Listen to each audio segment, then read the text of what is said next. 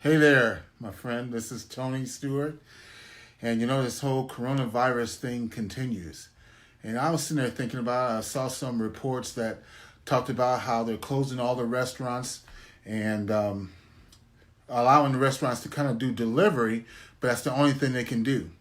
And I started also thinking about all the people who are out there, Angie, who are just providing services to folks. And it got me thinking. I was thinking, those people who have the restaurants and really wanting to support them, but I got these physical goals, if you will, and it won't allow me to take advantage of all the nice, wonderful foods they may have in their restaurants. So how can I help? And then, light bulb, this idea came to mind, and I was like, this could be awesome. So here's what you do, and this is going to be fun.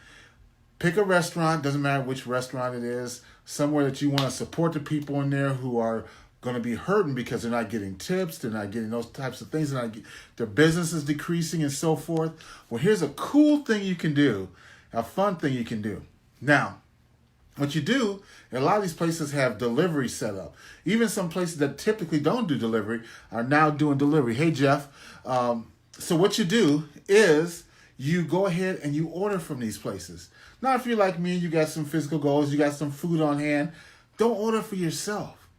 Choose either A, perhaps a food shelter, or B, a service provider, a firehouse. You can send it to a fire engine house, a police station, but send the food there.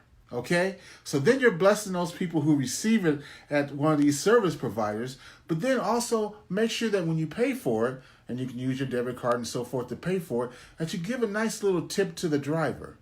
And that way, you're blessing two entities. You're blessing the restaurant, you're blessing the people who are receiving it, and I'm telling you, it will be a great encouragement. With all this craziness going on, there's opportunities for us to jump in there and really help people, and you can do it from the comfort of your own home, from the comfort of your phone. You don't have to leave home. You don't have to even risk anything or interact with anything, but you're supporting the restaurant, you're supporting the driver, and then you're also supporting the service provider, whoever that is. Hey, Lisa. So think about doing that. I think it'll bless people. It'll make you feel good because, we're blessed to be a blessing. And to be able to have our health and strength and be able to help out with folks who are going through a rough time, as we all are, with all the craziness, this is a real tangible way that you can bless somebody. So that's all I have for today. Take some time, call a restaurant, and then call and send them to a firehouse, send them to a homeless shelter, send them somewhere to deliver that food that can be a blessing to someone. Now, what about you? Well, for you, I want you to get a hold of the top 5 books you should be reading right now during this crisis. There's no sports on TV. The shows and concerts are canceled. So what are you going to do at that time? You're going to grow yourself. And one of the best ways to grow, there's a saying that readers are leaders. So a great way to grow right now is to dive into some books. They're going to bless you. And here's the great thing about the books.